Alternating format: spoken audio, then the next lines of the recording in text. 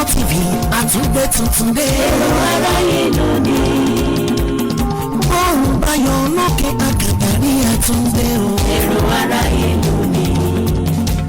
Àwọn ìròyìn lóríṣiríṣi láti inú ìwé ìròyìn. Èrò aráyé lónìí. Làwọn ará ìlú ń sọ èrò sí lóríṣiríṣi. Èrò aráyé lónìí. Àwọn ìròyìn lóríṣiríṣi káàkiri àgbáyé. Èrò aráyé lónìí. Ó tún ti yá o, kájọ gbádùn ètò yẹn ó yá. Èrò aráyé lónìí. Èrò aráyé lónìí. Èrò aráyé lónìí. Èrò aráyé lónìí. Èrò aráyé lónìí. Èrò aráyé lónìí. Èrò aráyé lónìí. Ẹ kú dédé àsìkò yìí ò ní gbogbo ibi tẹ́ bá ti ń gbọ́ wa. Àsìkò bí ọjọ́ ṣe rí. Mo lérò pé afẹ́fẹ́ yìí ó ṣe rẹ́gí lára àbí báwo ni? Afẹ́fẹ́ wo mẹ́ ṣé ti AC tí ń kán lọ́wọ́? Afẹ́fẹ́ ìta yìí náà ni o mọ̀ pé ó fẹ́ ṣọwọ́ kan atẹ́gùn láti bí ọ̀sẹ̀ tó kọjá. Ó jẹ́nu so kọ́lọ́hún máa ṣàánú wa. Ọyẹ́ yìí ló ń jẹ́ kí mi tiẹ̀ mọ̀ pé àsìkò palẹ̀ mọ́ ọdún kérésìmesì ti ń bọ̀. Tábà ní sọ̀rọ̀ pa owó òjì àmọ̀ bóyá kérésì ń bọ̀.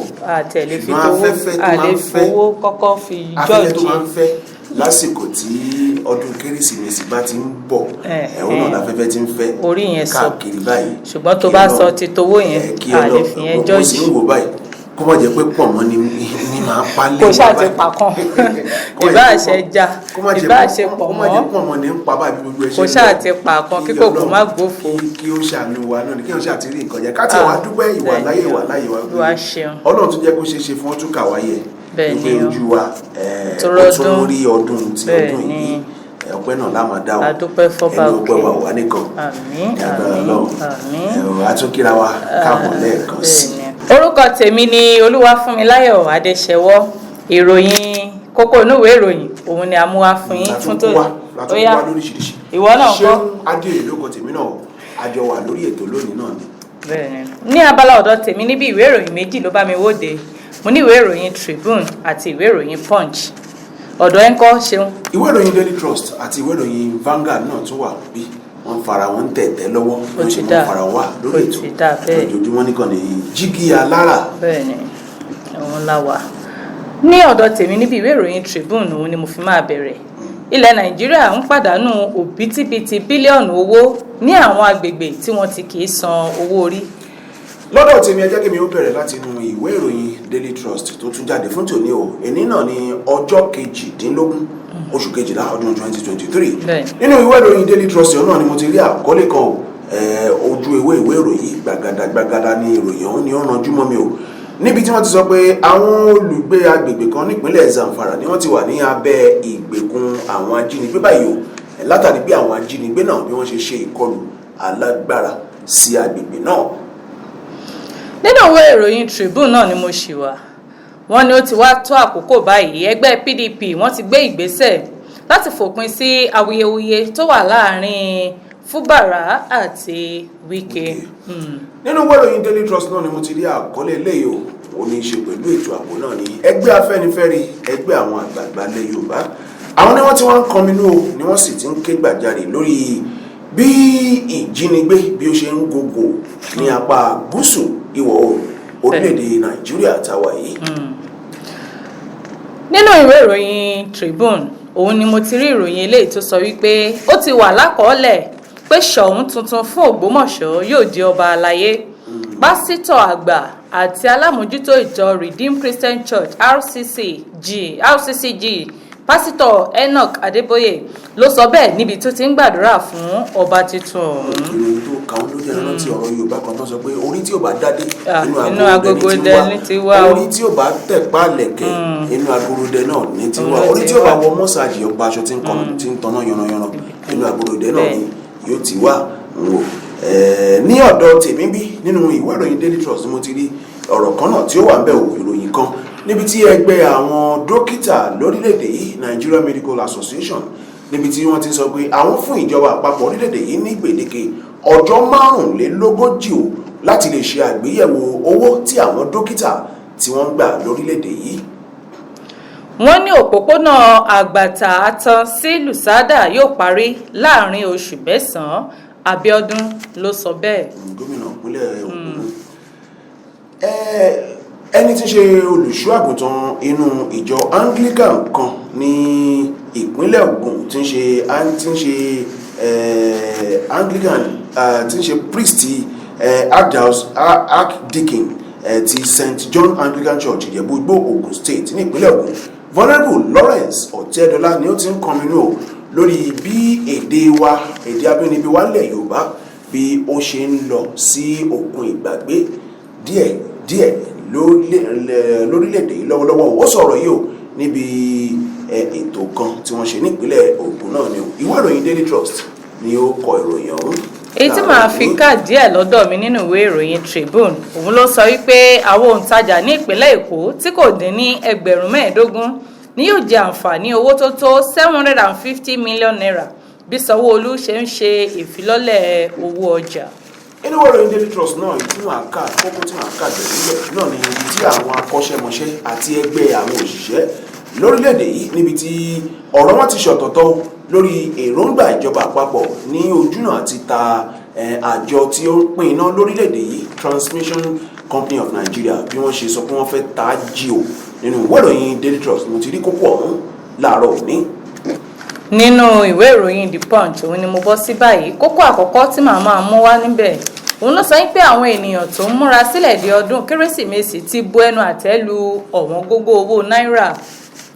Nínú ìwé ìròyìn Vanguard náà ni èmi náà tún balẹ̀ sí báyìí níbẹ̀ náà ni mo ti rí ìròyìn kan nípa gúngbùngbùn tí ó ń lọ lọ́wọ́ ní ìpínlẹ̀ Rivers State náà ní ìpínlẹ̀ Rivers State náà ni níbi tí wọ́n ti sọ pé ìjọba ìpínlẹ̀ Rivers State government ẹgbẹ́ òṣèlú PDP àti àwọn aṣòfin 27 tí wọ́n bínú kúò tí wọ́n sọra wọn di adéyalọ kúò ní ẹgbẹ́ òṣèlú PDP níbi tí wọ́n ti sọ pé èdè ògbẹ́lẹ̀yọ̀ láàrin àwọn méjèèjì láàrin àwọn mẹ́tẹ̀ẹ̀ta ara lé ògbédè ara oko lórí ipò àwọn aṣòfin náà ní ìpínlẹ̀ Rivers.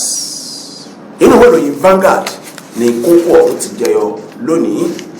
Punch náà ni mo ti ń tẹ̀síwájú ìròyìn èyí ló sọ pé owó tí wọ́n rán lórí owó ìrànwọ́ iná ọba jẹ́ 376 billion naira àwọn oníbàárà sì san 783 billion naira wọlé. Ìwé ìròyìn Vanguard náà ni mo tún ti tajú kan rí eléyìí níbi tí olóyè Edwin Clark tí wọ́n ti ń sọ fún ẹni tí ń ṣe onídàájọ́ àgbà orílẹ̀-èdè wa Nàìjíríà wípé gbogbo àwọn ìwà àjẹbánu tí ó wà ní ẹ̀ka ètò ìdájọ́ wa lórílẹ̀‐èdè yìí àti àwọn màgòmágó ní ẹ̀ka ètò ìdájọ́ pé kí ó ṣe kíni pé kí ó ṣe àgbéyẹ̀wò rẹ̀ pé kí ó kọjú oorun sí o. Inú ìwé ìròyìn Vanguard ni mo ti rí àkọlé eléyìí láàárọ̀ òní o. Àwọn Afẹ́nifẹ́re fi àìdùnnú wọn hàn lórí bí ìdigunjalè ṣe ń wọ́pọ̀ sí ní ẹkùn gúúsù ti ìwọ̀ oòrùn yẹn Southwest ní orílẹ̀-èdè yìí.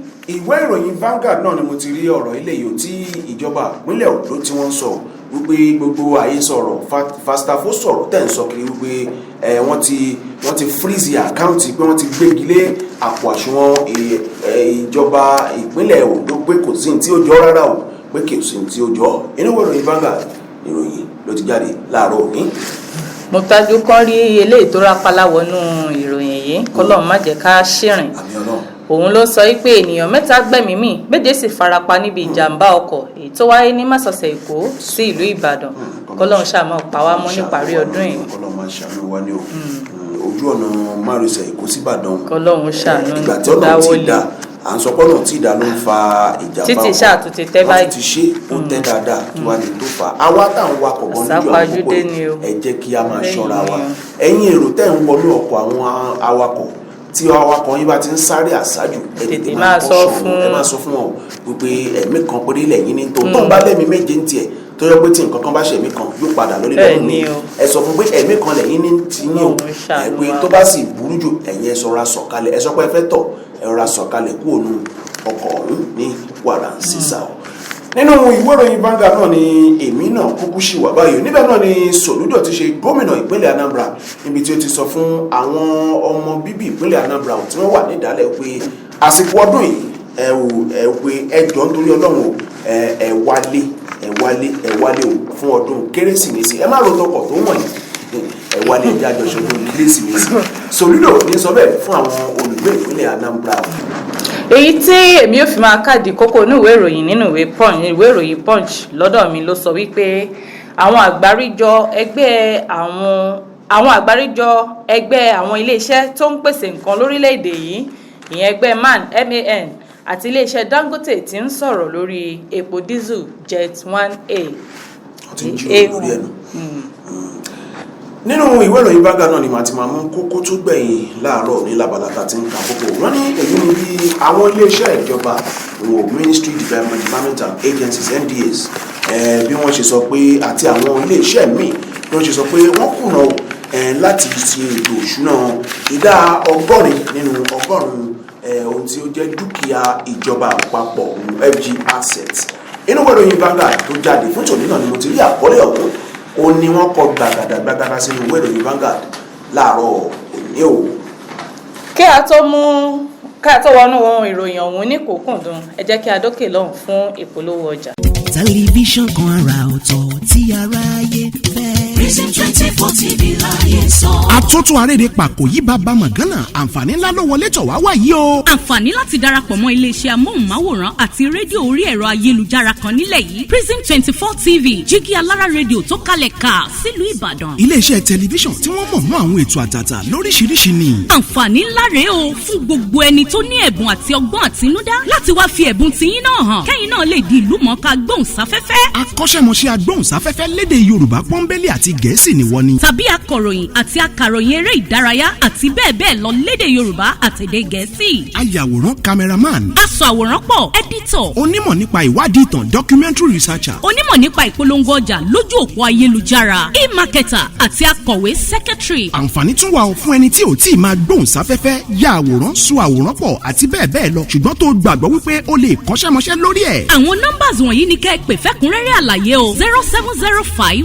058 0241 àti 09039893895. tàbí kẹ́ WhatsApp nìkan sórí +1347 285 7401. lórí Facebook, Instagram àti Twitter ẹ kàn sí @prism24tv.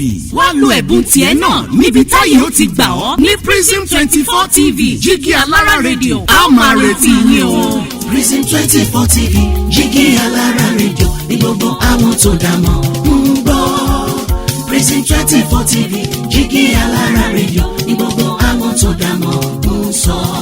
tẹlifíṣàn kan àrà ọ̀tọ̀ tí aráyé ń fẹ́. Prism 24 TV láyé sọ. ó ti akájọ tẹ̀ síbi táyé ti tẹ̀ sí ó yá. Prism 24 TV láyé sọ. ẹ káàbọ̀ padà láti ojú ọjà. ẹ kú ìjókòó láti kàn ní jígí alára náà òun la sì ti ń kàn sí yín àníkà sọ fún yín pé bá wa láìkẹ́ ṣíà ẹ ṣáà kọ̀nẹ́ẹ̀tì wa báyìí kẹ jẹ́ kí ajé kó gbogbo bàjẹ́ kẹ́yìn náà bẹ́ẹ̀ ni inú ìwé ìròyìn Tribune òun ni mo ti fẹ́ bẹ̀rẹ̀ ìròyìn mi fún tòní kí a wọnú ẹ̀ lọ lónírẹ̀rẹ̀ mú ilẹ̀ Nàìjíríà ń pàdánù òbítíbitì bílíọ̀nù owó ní àwọn agbègbè tí wọ́n ti kì í san owó orí àjọ aṣọ́bodè ilẹ̀ wa Nàìjíríà the Nigerian Customs Services NCS ti fi hàn dé pé Nàìjíríà ń pàdánù ẹgbẹ̀lẹ́gbẹ̀ bílíọ̀nù ní àwọn agbègbè tí wọ́n ti kì í san owó orí ní ilẹ̀ yìí gẹ́gẹ́ bí ọ̀kan lára ọ̀gá fún àjọ náà ní ìpínlẹ̀ Èkó the Controller General of Customs Bashir Adewale Adeniyi ẹni tí igbákejì rẹ̀ tí ó ṣojú fún ìyẹn Deputy Controller General DCG Jack Ajoku gbẹnusọ fún ó sọ wípé àwọn ti la ìlànà kan sílẹ̀ tí àwọn yóò lò kí ó tó di ọjọ́ 21 oṣù kẹta ọdún 2024 ó tẹ̀síwájú pé àwọn agbègbè tí kò san owó orí yìí ni wọ́n ń lo àǹfààní tí ìjọba fún wọn láti gbé oríṣiríṣi nǹkan wọlé sí orílẹ̀-èdè yìí láì san kọ́bọ̀ ó ní àwọn ọkọ̀ bọ̀gìnìbọ̀gìnì ni wọ́n ń gbé wọlé sí orílẹ̀-èdè yìí ọ̀gá àjọ aṣọ́bodè wá rán àwọn agbègbè ọ̀hún létí pé àwọn agbègbè wọn wà fún bí wọ́n ṣe ń pèsè nǹkan ṣíṣe àmúlò àwọn akọ́ṣẹ́mọṣẹ́ àti pípèsè nǹkan ní ẹ̀ka pàṣípààrọ̀ fún ìdàgbàsókè ọrọ̀ ajé òun ni wọ́n wà fún kí wọ́n má sì ṣe àṣìlò àǹfààní èyí tí ìjọba tí ó fi fún wọn. Kò rí pé ó gara tán báyìí. Ó lágbà bó tiẹ̀ ṣe ń kàròyìn ohun tiẹ̀ wọ́n pé àpọ̀ wá lọ nǹkan jùlọ tó sì wá sí. Inú ìròyìn Daily Trust náà ni èmi náà ti mú kókó àkọ́kọ́ láàárọ̀ yìí tí a ti mú wá tẹ́lẹ̀ ṣùgbọ́n nísìnyí kẹtẹpẹ rẹ̀ ní àmọ́kà sí létí o. Lọ́dọ̀ tèmi inú ìròyìn Daily Trust náà ni mo ti tajú kan rí o. Ó ní wọ́n kọ gbàgàdà tó jẹ́ bí àkọlé kan gbòógì ń bẹ banner headline lélẹ́bọ̀ ń pè. Nínú ìwé ìròyìn Daily Trust ọ̀hún ni wọ́n ti sọ pé àwọn olùgbé agbègbè kan ní ìpínlẹ̀ Zamfara ni wọ́n ti wà ní abẹ́ ìgbèkùn àwọn ajínigbé báyìí o látàrí bí àwọn ajínigbé ọ̀hún bí wọ́n ti ṣe kọjú ọ̀rọ̀ sí àwọn ará agbègbè ọ̀hún. Mo wá àwọn ìsọ̀ǹgbè ìròyìn kan lábẹ́ níbi tí wọ́n ti sọ pé ọkọ̀ àwọn ọmọ ológun àti ibùdó àwọn ọlọ́pàá kan ni wọ́n jóná níná gúrúgúrú níbi tí wọ́n ti sọ pé èèyàn mẹ́ta náà ni wọ́n tún gbà ẹ̀mí ẹ̀ tí wọ́n sì tún jí àwọn èèyàn mẹ́rìndínlógún gbé lọ níbẹ̀. Bákan náà wọ́n ní ìjọba ìpínlẹ̀ ọ̀hún ni wọ́n ti wá lọ áyà àwọn èèyàn tí wọ́n tí wọ́n lé ní tí wọ́n lé ní 200 ó lé ẹgbẹ̀rún mẹ́rin wo àwọn ẹ̀ṣọ́ elétò ààbò pé kí wọ́n bá wọn dá sí kíní ọ̀hún bí ètò ààbò tó ṣe di tí ó lòun òdì ní ìpínlẹ̀ ọ̀hún o. Ìròyìn ọ̀hún rèé lẹ́kùnrẹ́rẹ́ wọ́n ní àwọn olùgbé ìlú kan tí wọ́n pè ní Zumi tí ó wà ní ìjọba ìbílẹ̀ Zumi ní ìpínlẹ̀ Zamfara ni wọ́n ti fi gbé ta síta o tí wọ́n sì tún béèrè ìrànlọ́wọ́ látàrí ìkọlù tó ń wáyé ní lemọ́lemọ́ láti ọwọ́ àwọn agbésùnmọ̀mí sí agbègbè náà.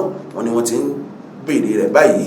Wọ́n ní láàrin ọ̀sẹ̀ tí ó kọjá yìí àwọn agbésùnmọ̀mí náà ni wọ́n kọlu agbègbè náà nígbà 4 ọ̀tọ̀ọ̀tọ̀ tí wọ́n sì gba ẹ̀mí èèyàn 3 tí wọ́n sì tún jí èèyàn 16 gbé lọ ní agbègbè wọn tí wọ́n sì tún wá tún jó ibùdó àwọn ọlọ́pàá kan àti ọkọ̀ àwọn ọmọ ológun 2 wọ́n jó níná gúrúgúrú ní agbègbè náà. Ìkọlù náà ni ìwé ìròyìn Daily Trust sọ pé ó jẹ́ èyí tí ògbóǹtarìgì ó jẹ́ èyí tí àwọn ògbóǹtarìgì àwọn adarí gídìgánkù ikọ̀ gídìgánkù náà 2 ọ̀tọ̀ọ̀tọ̀ tí wọ́n pokọ̀ wọn ní Sunny Black àti Sunny Dan Karami tí wọ́n sọ pé wọ́n léwájú ẹ̀ o. Wọ́n ní ọjọ́ àbámẹ́ta èyí tí ó kọjá yìí lọ sẹ́yìn ni àwọn gídìgánkù agbébọn náà ni wọ́n ṣe ìkọlù sí agbègbè Nasarawa Zumi ní ẹ̀yìn odi agbègbè náà níbi tí wọ́n ti gba ẹ̀mí èèyàn kan tí wọ́n sì tún gbé èèyàn 3 lọ tí wọ́n sì tún ṣe kíni tí wọ́n sì tún finá sí ibùdó àwọn ọlọ́pàá kan ní agbègbè náà. Wọ́n ní àwọn agbébọn náà tún padà wá sí agbègbè náà ní nǹkan bíi aago 9 alẹ́ ọjọ́ ajé tí ó tún tẹ̀lé bákan náà ṣùgbọ́n tí àwọn olùgbé agbègbè náà tètè ta àwọn ọmọ ológun lólobó tí àwọn ológun náà sì tètè jí gìrì sí ìpè wọn tí wọ́n fi ráyè ṣe nǹkan kan ní agbègbè náà. Inú ìròyìn Daily Trust ni mo ti ka ìròyìn ọ̀hún láàárọ̀ òní. Inú ìwé ìròyìn Tribune òun náà ni mo ṣì wà. Ẹgbẹ́ PDP gbé ìgbésẹ̀ láti fòpin sí awuyewuye tó wà láàrin Fubara àti Wike. Ẹgbẹ́ People's Democratic Party PDP ni wọ́n ti gbé ìgbésẹ̀ akíkanjú báyìí láti yanjú aáwọ̀ tó wà láàrin gómìnà Sim Fubara ti ìpínlẹ̀ Rivers àti akẹgbẹ́ rẹ̀ Nyesom Wike ní èyí tí wọ́n ní ìgbàgbọ́ pé ìrẹ́pọ̀ yóò wà nítorí àwọn ènìyàn ìpínlẹ̀ náà. Ẹgbẹ́ yìí ló fi léde wípé àwọn tí ń ṣiṣẹ́ lábẹ́nú kí àlàáfíà lè jọba láàrin igun méjèèjì kí ìjọba lè ráyè ṣe iṣẹ́ tí wọ́n gbé lé e lọ́wọ́. Ní èyí tí wọ́n wá jẹ́jẹ́ pé àwọn kò ní tẹ́tí lórí ìgbésẹ̀ náà. Nínú àpérò ọ̀hún, Débọ̀ Ológun Àgbà fi dá àwọn ènìyàn lójú pé kò sí èdè àìyedè tó bá wà tí àgbà apá ẹgbẹ́ kò lè ká láti yanjú.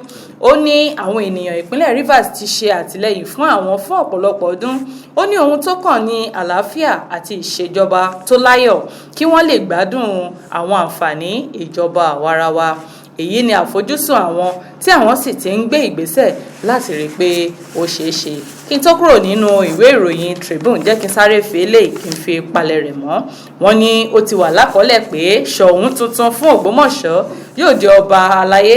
Pásítọ̀ àgbà fún ìjọ Redeemed Christian Church of God RCCG Pásítọ̀ Enoch Adeboye ló sọ bẹ́ẹ̀ níbi tó ti ń gbàdúrà fún ọba tuntun ọ̀hún. Wọ́n ní oṣù 9 òun ni ó máa gbà kí òpópónà àgbàtà àtúnṣí Lucida kí ó tó parí. Wọ́n ní Abíọ́dún òun ló sọ bẹ́ẹ̀. Ṣé gómìnà ìpínlẹ̀ Ògùn ṣé o ti tán lọ́dọ̀ tí mo ti délẹ̀ ń bí. nínú ìwé ìròyìn Daily Trust náà ni èmi ò ti mú eléyìí o wọ́n ní àwọn akọ́ṣẹ́mọṣẹ́ àti ẹgbẹ́ àwọn òṣìṣẹ́ lórílẹ̀‐èdè yìí ni wọ́n sọ pé ọ̀rọ̀ wọn ṣọ̀tọ̀tọ̀ lórí èròǹgbà ìjọba àpapọ̀ láti ṣe àtúntò sí ẹ̀ka tí ó ń pín iná ní orílẹ̀‐èdè yìí iléeṣẹ́ tí ó ń rí sí iléeṣẹ́ ẹ̀ka tó ń pín iná Transmission Company of Nigeria. Ìkéde kan tí ẹni tí ń ṣe mínísítà fún ọ̀rọ̀ agbára lórílẹ̀‐èdè yìí Adébáyọ̀ Adélabú tí ó ṣe o wípé àwọn yóò fọ́ iléeṣẹ́ tí ó ń ṣe àkóso pínpín iná ọba lórílẹ̀‐èdè ìyẹn Transmission Company of Nigeria TCN bí ó ṣe sọ pé àwọn ò fọ́ sí wẹ́wẹ́ o ní ìbámu pẹ̀lú àbádòfin tó ní ṣe pẹ̀lú iná ọba lórílẹ̀‐èdè yìí ti ọdún 2023 wọ́n ní ọ̀rọ̀ náà ni ó ti fa wuyewuye báyìí o láàrin ẹgbẹ́ àwọn òṣìṣẹ́ lórílẹ̀‐èdè yìí ẹgbẹ́ àwọn òṣìṣẹ́ náà nígbà tí wọ́n fi èrò ọkàn wọn wípé àwọn tako ìgbésẹ̀ náà ni wọ́n sọ pé ṣé ní ìjọba ń gbìyànjú àti fa ẹ̀ka tí ó ń pín iná ọba náà tí ó wà lábẹ́ ẹgbẹ́ Nigerian Electricity Supplying Industry NESI ó ní wọ́n NESI sí ojúnà ó ní wọ́n fà á sí ojúnà sísọ di aládàáni tí kò sì so èso rere kankan tí wọ́n ti sọ iléeṣẹ́ iná ọba Power Holding Company of Nigeria bí wọ́n ti sọ sí o lẹ́yìn tí iléeṣẹ́ iná ọba 18 míì jáde nínú Power Holding Company of Nigeria náà tó sì jẹ́ pé nígbẹ̀yìngbẹ̀yìn kìíní ọ̀hún kò so èso rere ó ní ojúnà yìí náà ni wọ́n tún fẹ́ máa fa Transmission Company of Nigeria sí o pẹ̀lú bí orílẹ̀-èdè yìí ṣe ń jìjàgbọdọ̀ láti ní ìpèsè iná ọba tí ò lẹ́jà ń bá kan lẹ́yìn ọdún kẹwàá tí wọ́n ti sọ di aládàáni àwọn ẹgbẹ́ òṣìṣẹ́ náà wá sọ pé ó yẹ kí ìjọba àpapọ̀ ṣe àtúngbéyàwó bí wọ́n ti ṣe sọ àwọn ẹ̀ka náà di aládàáni látẹ̀yìnwá ní dípò kí wọ́n sọ pé àwọn tún pín nǹkan kan yẹlẹyẹlẹ lórílẹ̀‐èdè yìí o ẹgbẹ́ òṣìṣẹ́ náà ni wọ́n sọ̀rọ̀ yìí o tí àwọn akọ́ṣẹ́mọṣẹ́ àti àwọn ẹgbẹ́ òṣìṣẹ́ ọ̀hún tí èrò wọn ṣọ̀tọ̀tọ̀ lórí ìgbésẹ̀ yìí o nínú ìwé ìròyìn Daily Trust náà ni mo ti rí o kí n tó kú òun ìwé ìròyìn Daily Trust náà ẹ jẹ́ wá ka àwọn ìsọ̀gbè ìròyìn náà tí ó tún wà ń bẹ̀ o ẹgbẹ́ Afẹ́nifẹ́re wọ́n kọminú o lórí bí ìjínigbé bí ó ṣe wá di tọrọ fọ́nkálé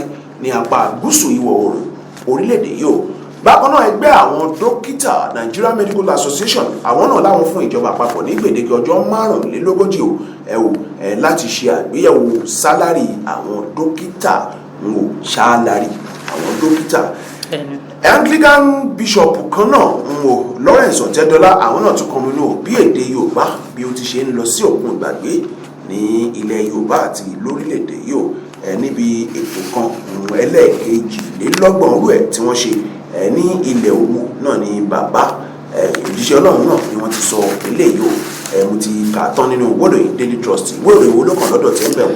ọkọ̀ ìwé ìròyìn Punch òun ni èmi fẹ́ máa bọ́ sí ní báyìí ìròyìn tí mo fi máa ṣíwájú níbẹ̀ òun ló sọ wípé àwọn ènìyàn tó múra sílẹ̀ di ọdún kérésìmesì bí wọ́n náà ṣe múra tó fẹ́ papọ̀ mọ́ yìí tí wọ́n ti bu ẹnu àtẹ́lu ọ̀wọ́n gógó owó náírà ní sáà tá a wà yìí bí èyí tó túmọ̀ sí pé owó ti òjòjò ó ń ṣe ògùn owó báyìí o bí ọdún kérésìmesì ṣe kù ọ̀sẹ̀ kan mi tiẹ̀ mọ̀ pọ́dún ọ̀hún tẹ̀ ti wọlé tó yìí Ọlọ́run ṣàánú wa mà ní o bí ọdún kérésìmesì ṣe kù ọ̀sẹ̀ kan àwọn ènìyàn ti bẹ̀rẹ̀ sí ní bu ẹnu àtẹ́lu ọ̀wọ́n gógó náírà nítorí kò sí owó láti ra àwọn ohun tí wọ́n nílò fún pọ̀pọ̀ ṣìnṣìn ọdún náà ìwé ìròyìn Punch fi léde ní ọjọ́ àìkú pé ọ̀pọ̀lọpọ̀ báńkì ni wọ́n ń pín ìwọ̀nba owó péréte tí wọ́n ní fún àwọn oníbàárà wọn nínú báńkì ìyẹn ni wípé tó bá fẹ́ gba bíi 100 ní wọ́n bá ọ̀gẹ̀ sí bíi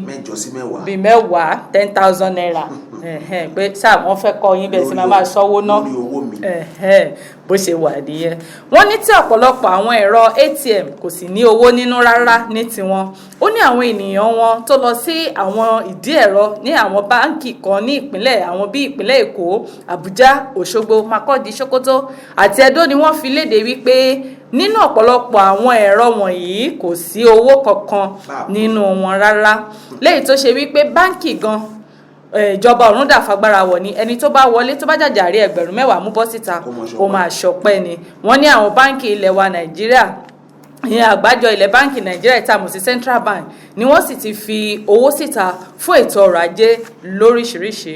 wọ́n ní ní òpin ọ̀sẹ̀ àwọn òǹtajà fárígá pé àwọn kò gba mo rajà mo fẹ́ ṣe transfer àwọn ò gbà mọ́.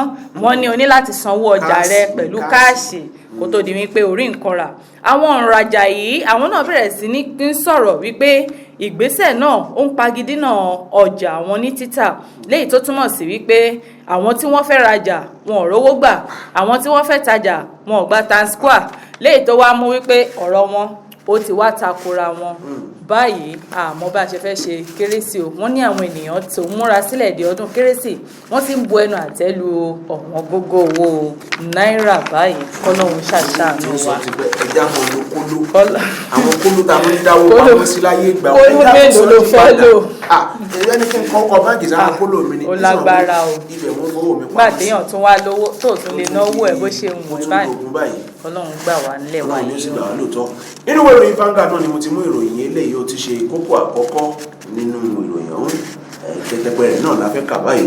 Níbẹ̀ náà ni bàbá àgbàlagbà Edmund Clark níbi tí wọ́n ti ń sọ fún onídàájọ́ àgbà lórílẹ̀‐èdè yìí Ariwoọlá tí wọ́n délé de onídàájọ́ àgbà acting chief judge of Nigeria. Níbi tí wọ́n ti ń sọ fún Ariwoọlá wípé àwọn ìwà àjẹbánu àti màgòmágó tí ó ti wá di bárakú ní ẹ̀ka ètò ìdájọ́ lórílẹ̀‐èdè yìí pé Ariwoọlá ò ṣe wá nǹkan ṣe sí ní wàrà sísà torí pé ó ń ta ẹ̀rẹ̀ bá ẹ̀ka ètò ìdájọ́ ní orílẹ̀‐èdè yìí o. Adarí kan ní apá gúúsù orílẹ̀‐èdè yìí olóyè Edwin Clark ni ó ti sọ fún onídàájọ́ àgbà lórílẹ̀‐èdè yìí o onídàájọ́ Olúwakáyọ̀dé Ariwoọlá wípé ní yàjóyàjó ò pé kí wọ́n tètè ṣe àtúntò ní kíákíá o sí ẹ̀ka ètò ìdájọ́ ní orílẹ̀‐èdè yìí nítorí wípé bí àwọn èèyàn ṣe ń fi ẹ̀sùn ìwà ìbàjẹ́ màgòmágó àti lílo ọ́fíìsì náà nílòkulò bí wọ́n ṣe fi ń kan ẹ̀ka ètò ìdájọ́ náà ó ní ó jẹ́ èyí tí kò ṣe fi ara dà mọ́ ò pé àwọn ò lè tọ́lẹ́rẹ́tì rẹ̀ mọ́ bí àṣà àwọn ilé ìbò.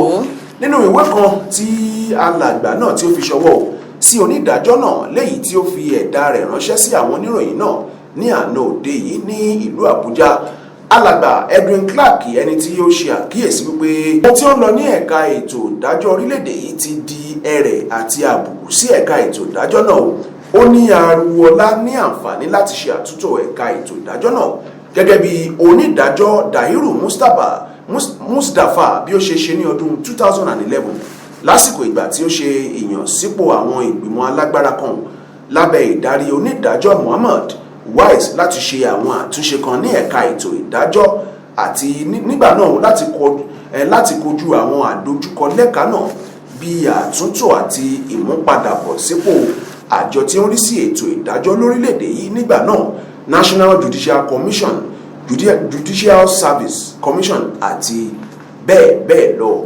Inú ìwé ìròyìn Vanguard náà ni mo ti ka ìròyìn eléyìí láàárọ̀ òní. Inú ìwé ìròyìn Punch náà ni mo ṣe wà.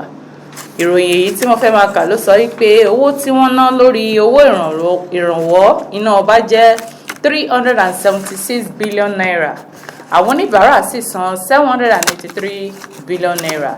Ìjọba àpapọ̀ ti ná owó tó tó 375.8 billion naira lórí owó ìrànwọ́ orí iná láàrin oṣù kìíní sí oṣù kẹsàn-án ọdún 2023 tí a wà yìí. Nígbà tí àwọn tó ń lo iná san owó tó tó 782.6 billion naira wọlé láàrin àsìkò kan náà. Owó ìrànwọ́ tuntun tí wọ́n gbà láti Àbújá látọwọ́ Nigeria Electricity Regulatory Commission ọ̀kan lára àjọ fún ìjọba àpapọ̀ fi hàn wípé ìjọba yọ owó ìrànwọ́ ní abala àkọ́kọ́ ẹ̀kejì àti ẹ̀kẹta nínú ọdún 2023. Ó tún jẹ jáde pé ilé-iṣẹ́ apínná mọ̀nàmọ́ná ni ó pín owó tó tó 1.6 trillion naira jákèjádò ilé wa láàrin oṣù mẹ́sàn-án ṣùgbọ́n 782.6 billion naira ní owó tí wọ́n rí gbà láì náà ní òkùnkùn bírímù tó wà ní àwọn apá ibì kan ní orílẹ̀-èdè Nàìjíríà ní owó ìrànwọ́ sísan. Ó hàn pé ní abala àkọ́kọ́ ìjọba àpapọ̀ yọ owó ìrànwọ́ orí iná pẹ̀lú 36 billion naira. Èyí gbé wọn sí ní abala kejì yẹn ni pé wọ́n sún sókè ní abala ìkejì ní 135.2 billion naira tí ó sì fò fẹ̀rẹ̀ sí 204.6 billion naira ní abala ìkẹta. kí n tó kúrò nínú ìwé ìròyìn The Punch, ẹgbẹ́ Afẹ́nifẹ́re fi àìdùnnú wọn hàn lórí bí ìdigunjalè ṣe ń wọ́pọ̀ sí ní agbègbè Southwest, ìyẹn ní gúúsù ti ìwọ̀ oòrùn ilẹ̀ wa. Wọ́n ní ènìyàn 3 ó gbẹ̀mí mì, 7 sì farapa níbi ìjàmbá ọkọ̀ tó wáyé ní másọsẹ̀ Èkó sí Ìbàdàn. Àwọn agbẹjọ́rò, àwọn àgbáríjọ ẹgbẹ́ àwọn iléeṣẹ́ tó ń pèsè nǹkan lórílẹ̀‐èdè yìí MAN àti iléeṣẹ́ Dangote ti ń sọ̀rọ̀ lórí epo diesel Jet A1. Epo tí ń rọ sí ọkọ̀ òfurufú ni tó fẹ́ pèsè. Inú ìwé ìròyìn Vanguard náà ni mo ti tún fẹ́ mú ìròyìn tí ó kàn báyìí o. Wọ́n ní ìjọba ìpínlẹ̀ Rivers, ẹgbẹ́ òṣèlú PDP àti àwọn tí wọ́n sọra wọn di Adéyalọ ní ilé ìgbìmọ̀ aṣòfin náà tí wọ́n ya kúrò ní ẹgbẹ́ òṣèlú PDP bọ̀ sínú ẹgbẹ́ òṣèlú APC. Wọ́n ní àwọn mẹ́tẹ̀ẹ̀ta yìí ní èdè wọn yíra wọn mọ́ látàrí ipò tí wọ́n sọ pé ó ṣòfò nílé ìgbìmọ̀ aṣòfin nípínlẹ̀ Rivers. Wọ́n sọ̀rọ̀ wọn ní bí àwọn ṣe ya kúrò wọn ní ó bá òfin mu ó bá òfin mu ó bá òfin. Wọ́n sì sọ wípé lásìgbò ó ti ń lọ lọ́wọ́ nínú ẹgbẹ́ òṣèlú PDP ní ìpínlẹ̀ Rivers ọ̀hún o. Àwọn igun G27 tí wọ́n jẹ́ ọmọ ilé ìgbìmọ̀ aṣòfin nípínlẹ̀ Rivers tí wọ́n ya kúrò nínú ẹgbẹ́ òṣèlú PDP lẹ́yìn tí ọ̀gbẹ́ni Martins Amawule tí ó léwájú wọn o. Àwọn ẹgbẹ́ òṣèlú PDP àti ìjọba ìpínlẹ̀ Rivers lánàá òde yìí ni wọ́n gbéná wojú ara wọn àwọn mẹ́tẹ̀ẹ̀ta náà lórí àwọn ipò tí wọ́n ní ó ṣòfò nílé ìgbìmọ̀ aṣòfin ní ìpínlẹ̀ náà báyìí látàrí bí wọ́n ṣe sọ̀rọ̀ àwọn di Adéyalọ.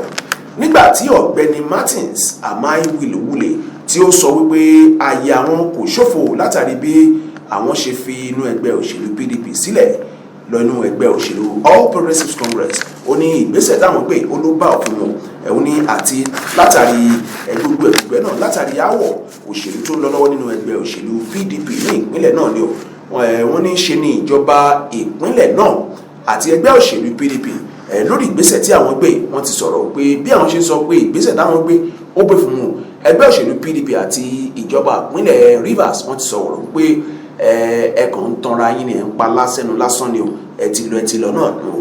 Eléyìí ló tún wá ṣẹlẹ̀ o lọ́jọ́ tí àṣẹ kan wà o láti ilé ẹjọ́ kan láti ìlú Àbújá léyìí tí ó kín àwọn aṣòfin G27 náà lẹ́yìn o àti bí àṣẹ ilé ẹjọ́ náà bí ó ṣe faramọ́ ìgbésẹ̀ ìyọni nípò gómìnà Fubara ní ìpínlẹ̀ Rivers ọ̀hún. Ṣé lóyún ti tán lọ́dọ̀ tí ẹ wájú àwọn ilé ìmọ̀ látàrí bí wọ́n ṣe sọ pé wọ́n freeze àkáǹtì wọ́n gbégi lé àpò àsùnwọ̀n ìpínlẹ̀ Ondo. Ìjọba ìpínlẹ̀ ọ̀hún ti wá sọ̀rọ̀ pé kò sí ti ó jọ ò pé wọ́n gbégi lé àwọn àpò àsùnwọ̀n àwọn ìjọba ìbílẹ̀ nípínlẹ̀ Ondo. Sòlúnà náà tún bá àwọn ọmọ ìpínlẹ̀ Anambra sọ̀rọ̀ láàárọ̀ nínú pé ẹ má retí gbogbo làásìgbò tí ó wà nílùú lọ́wọ́lọ́wọ́ báyìí o pé ẹ gbìyànjú àti wálé fún ọdún oníkan gbìyànjú àti wálé fún ọdún. Bákan náà ìròyìn kan náà tún wà níbi tí wọ́n ti sọ pé ẹgbẹ́ àwọn iléeṣẹ́ ìjọba lẹ́ka àti lájọlájọ àwọn Ministry Department and Agency bí wọ́n ṣe kùnà láti ṣe ètò adójútòfò ní insurance fún ìdá 100 nínú 100 owó tí ìjọba àpapọ̀ tí wọ́n pa wọlé lórílẹ̀‐èdè yìí o. Inú ìròyìn Vanguard tó jáde fún tòní náà ni mo ti rí àwọn òròyìn ọ̀hún láàárọ̀ ní ibẹ̀ náà láti ti máa tàta pínṣẹ̀ àbọ̀ ní tó tún fẹ́ sọ fáwọn èèyàn ni. Rárá, wọ́n ti ní ṣókí òun lọ́bẹ̀ oge. Àdìsọ bóyá o fẹ́ kúrò ní tó fẹ́ fún wọn fọ́dún. Ibi láti bá máa ṣẹ́rí padà wálé lórí kókó inú ìwé ìròyìn fún ti tòní. Orúkọ mi kò yí padà, Funmilayo Adesewo òun náà ni mo ṣì ń jẹ́. Ìwọ ńkọ́? Ọpẹ́ ní fọ́lọ́run. Wọ́n ní ìpín ìpéjú báyìí ní àlàáfíà tí fìlà bá ti ń kọjá ìpín ìpéjú ti lọ́wọ́ fún mi nínú olúwaṣẹ olóko tí èmi jẹ́ Adeoye ló kọ fádà mi á tún pàdé ara wa ní ìwòyí ọ̀la ó dàbọ̀.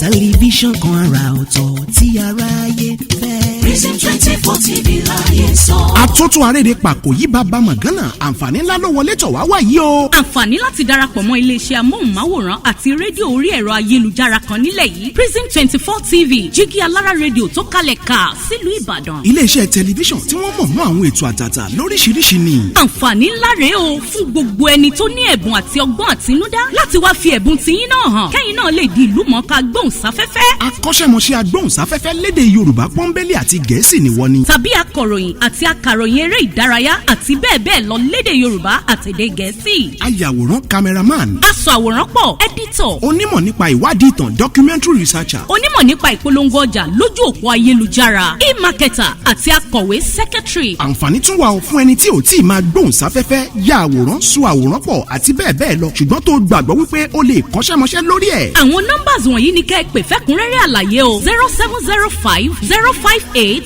0241 àti 09039893895. tàbí kẹ́ WhatsApp nìkan sórí +1347 285 7401. Lórí Facebook, Instagram àti Twitter ẹ kàn sí @prism24tv.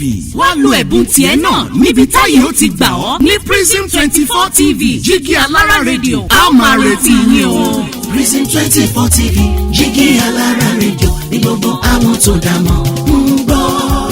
Prism 24 TV jígí alára rédíò ní gbogbo àwọn tó dá mọ̀ ń sọ. Tẹlifíṣàn kan àrà ọ̀tọ̀ tí aráyé ń fẹ́. Prism 24 TV láyé sọ. Ó ti akájọ tẹ̀ síbi táyé ti tẹ̀ sí ó yá. Prism 24 TV láyé sọ.